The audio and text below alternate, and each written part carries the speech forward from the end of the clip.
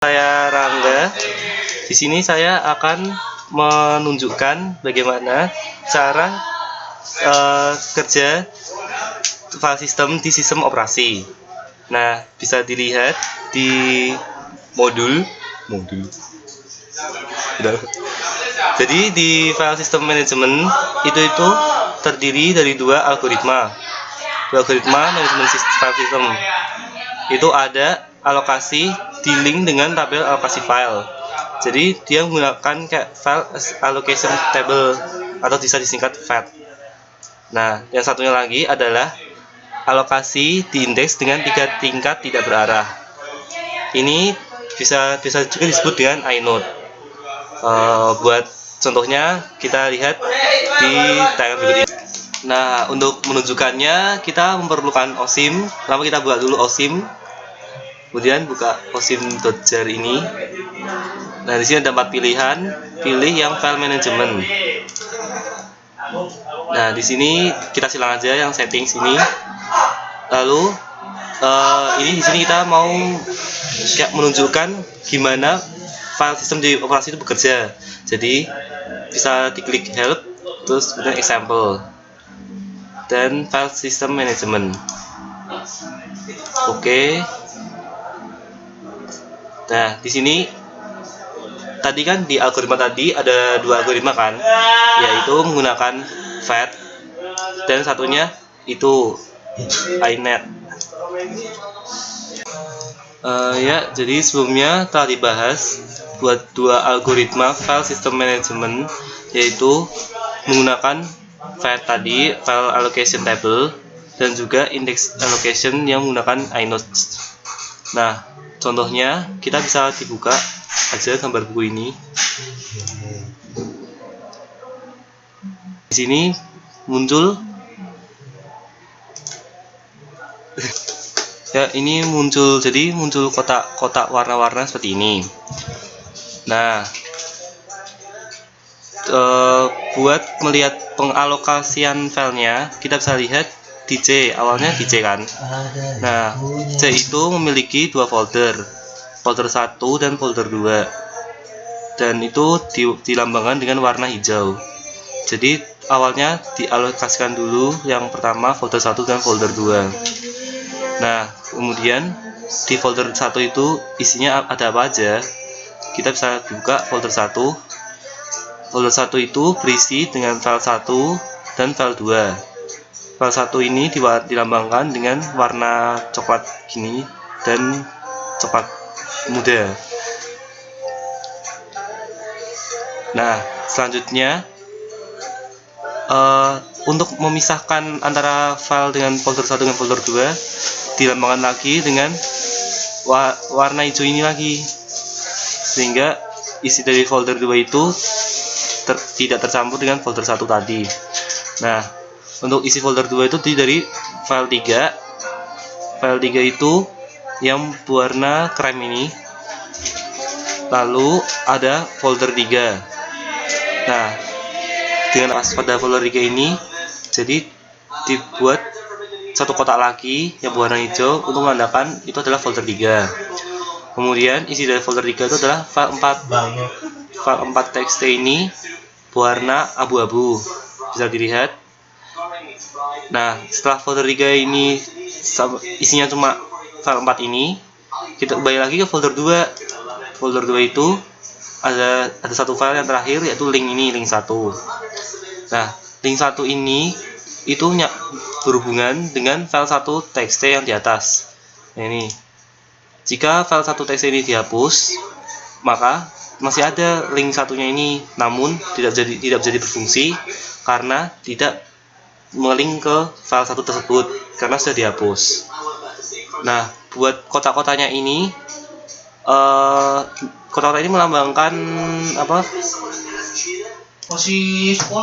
Jadi kotak-kotak keseluruhan ini melambangkan kapasitas dari hard disk tersebut atau ukuran FAT tersebut, file allocation table tersebut. Nah, buat angka-angka di sini itu adalah kayak seperti peletakan file-filenya, jadi kayak semacam alamat gitulah buat untuk mengakses file tersebut. Nah, dari 0 ini sampai 128 itu diisi oleh file system administration information. Jadi diisi oleh file system yang OS file system di dalam tersebut. Nah, lalu mulai 129 ini, nah bisa dilihat 129 ini ada mulai folder 1. Di sini 129. Nah, folder 2 itu 431. Jadi ini adalah isi dari folder 2. Jadi setelah 431 ini akan berisi folder 2. Kembali lagi folder 2. Nah, ya isinya ini 432 itu adalah file 3.txt. Folder 3 itu adalah 467 ini di sini dan seterusnya. Dan karena folder 3 ada isi lagi, masukin lagi foldernya. Dimasukin lagi 468 dan seterusnya. Ini adalah contoh untuk yang file allocation table yang menggunakan block size 1 unit. Ada juga contoh yang menggunakan 4 unit, bisa dibuka untuk 4 unit. Nah, seperti ini. Jadi kotak-kotaknya lebih besar. Ini. Jadi misalnya tadi awal folder 1 itu adalah 33. Ya, 33. Kemudian block size-nya itu adalah 4 unit. Jadi 33 kali 4. Totalnya itu adalah hasilnya 132. Nah, masuk ke dalam alamat yang 128 ini. Ini sama yang seperti tadi, cuma ini karena kotak lebih besar dan ini dimasukkan ke block size 4 unit. Ya, tadi adalah file system management menggunakan FAT, file allocation table. Nah, sekarang kita menggunakan namanya inode, indexed allocation. Ya, ada biasanya jadi Unix biasanya.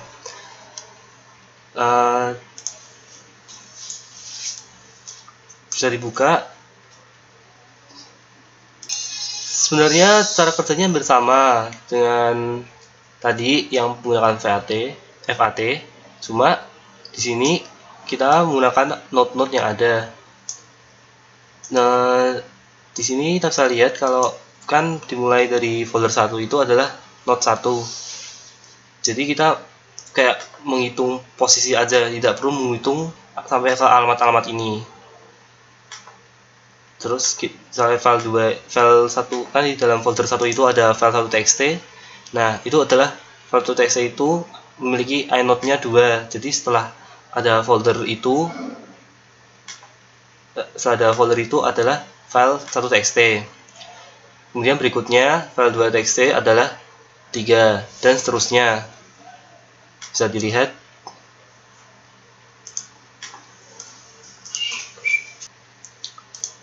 Kemudian kita bisa buka example berikutnya, contoh berikutnya, yang itu menggunakan index allocation-nya indirection ini. Sebenarnya hampir sama sih cara kerjanya dengan yang tadi,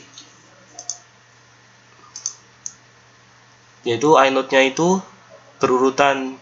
Jadi saat file folder 1 itu adalah inode 1, jadi file 1.txt itu adalah inode yang kedua, kemudian ketiga dan seterusnya.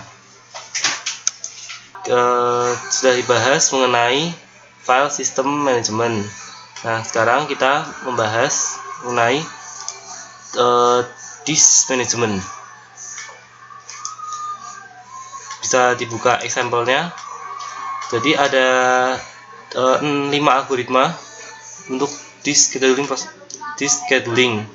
Nah, di sini saya buka yang FIFO, first in first out. Nah, seperti namanya first in first out, berarti proses yang masuknya awal adalah yang dijalankan terlebih dahulu.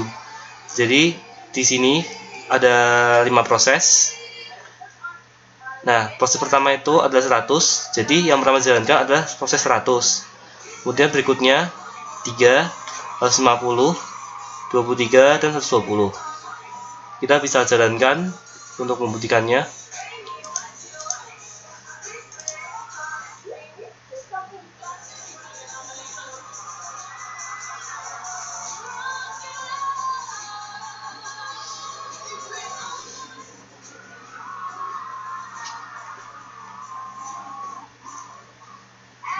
Nah, tadi 100 itu sudah diproses, jalankan. Kemudian dia kembali keluar lagi untuk mengambil proses yang nomor 3.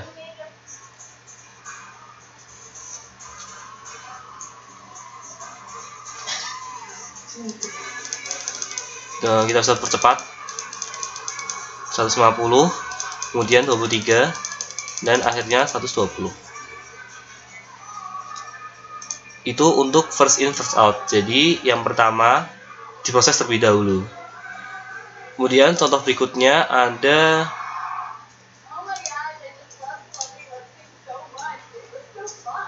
STF scheduling example Starvision. Kita buka contohnya. Sudah. Ya, buat proses ini itu sebenarnya hampir sama dengan yang Vivo itu first in first out. Cuma perbedaannya ada delay di sini. Kolom delay ini adalah kolom di mana proses akan berjalan saat cakram hadis ini berputar. Jadi misalnya dia berputar sekali, maka baru muncul di proses 40 ini. Bisa dilihat untuk prosesnya seperti ini. Jadi 40 muncul, terus kemudian 20 muncul dalam delay kedua. Kemudian semua yang beberapa lainnya muncul. Nah, terus kemudian prosesnya mengambil dari yang first, yang pertama dulu. Tadi yang pertama adalah 120, kemudian 150 diambil, kemudian 170. Dan ini ngambil 40 dan seterusnya sampai proses itu habis.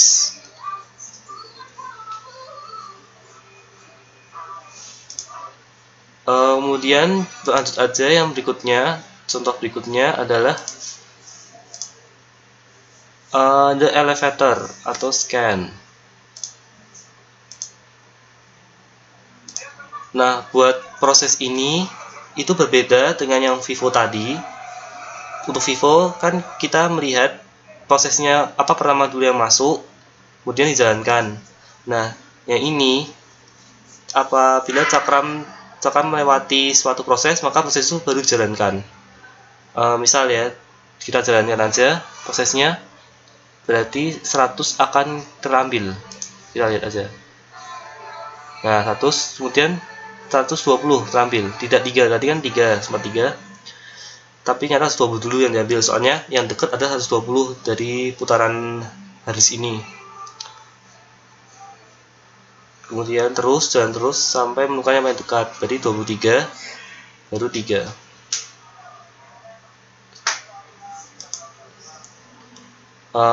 Langsung lanjut ke contoh berikutnya.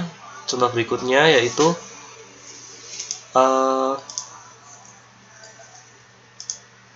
salah.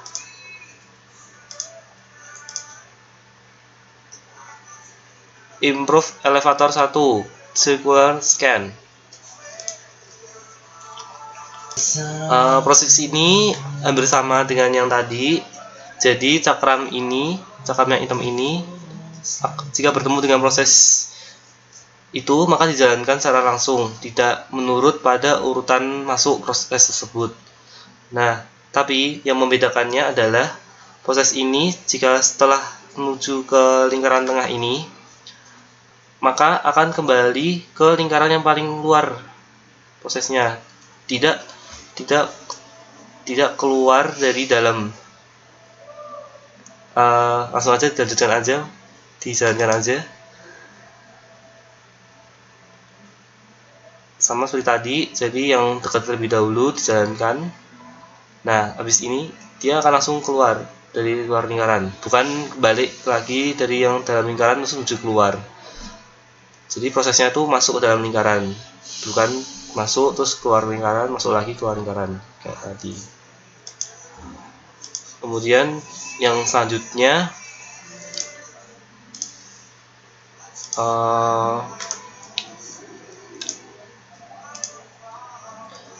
yang improve elevator 2 look circular. Bisa dibuka contohnya. Nah, di sini juga hampir sama dengan kedua proses tadi, yaitu jika item ini yang cakram hadis ini bertemu dengan proses, maka langsung dijalankan. Cuma perbedaannya adalah yang sebelumnya, yang circular itu, yang circular scan, jadi proses item ini harus menuju ke dalam lingkaran yang paling dalam, kemudian keluar untuk menjalankannya. Namun untuk circular look ini tidak perlu sampai ke dalam, karena jika merasa setelah proses tersebut tidak ada proses lagi, maka dia akan lanjut ke lingkaran yang paling luar. Bisa dilihat aja prosesnya.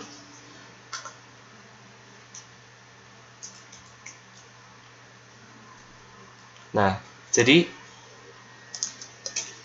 sebelum proses 150 ini tidak perlu masuk ke pusat ke ini, jadi langsung keluar karena di pusat sini tidak ada proses lagi. Gitu. Ya, ini saya sampai pada kesimpulan apa yang kita bahas hari ini. Yang pertama itu adalah file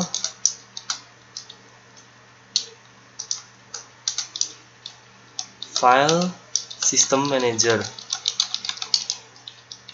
Di sini ada dua algoritma. Yang pertama itu adalah algoritma yang menggunakan file allocation table, atau bisa disingkat FAT.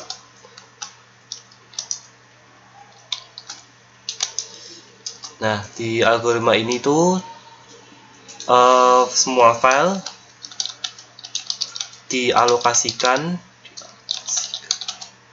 ke dalam suatu address, semacam address itulah.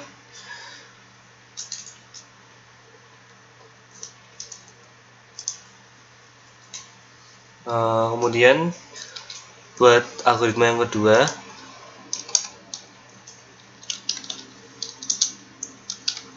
adalah algoritma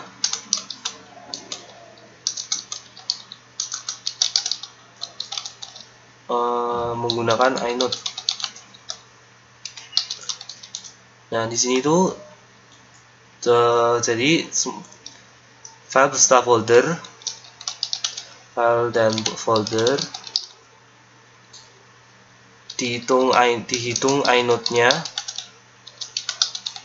berdasarkan posisi file atau folder tersebut.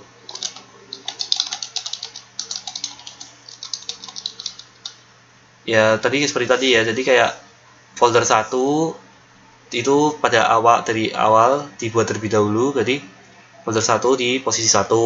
Kemudian di dalam folder 1 ada file 1. Nah, secara otomatis file 1 itu merupakan posisi kedua dari folder 1 tadi.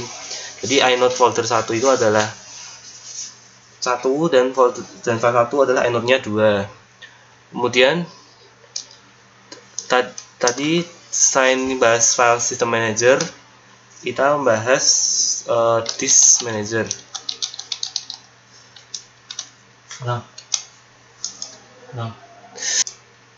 Untuk disk manager ada 5 algoritma. Yang pertama adalah FIFO.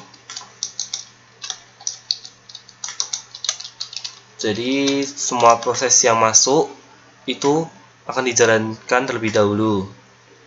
Yang kedua itu adalah starvation.